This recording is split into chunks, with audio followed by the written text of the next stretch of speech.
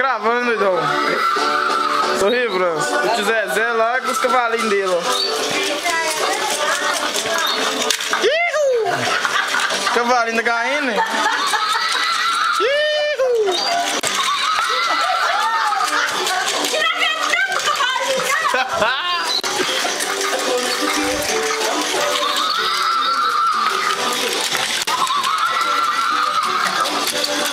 Essa é boa. Sorrigo. Você está na Record. Manda um oi pra Regi.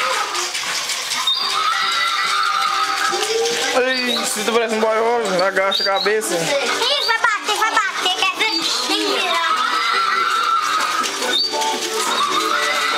Fala aí, Lane. Manda um oi pra Regi.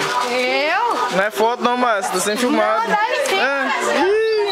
Ai, eu não gosto. Já filmou já, até filmando. Tá bom, Julinho, pelo amor de Deus. Essa câmera fica. É o almoço na casa do Zezé. Você é da Maria, seus afados.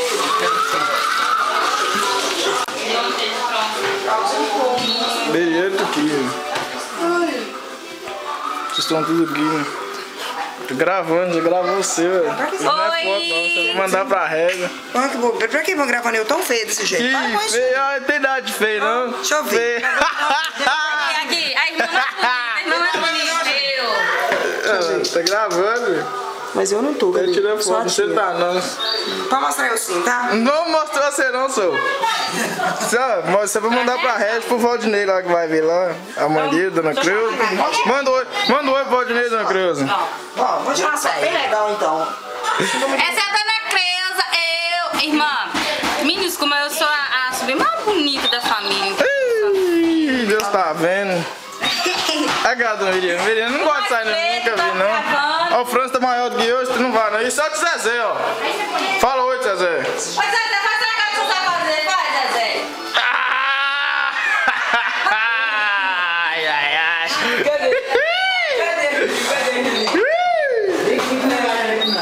E aqui é a Calipe, onde a Regi andou muitos anos na vida dela. Olha o tamanho do Xaninho, olha o gato. Os gatos mais gordos que o coelho.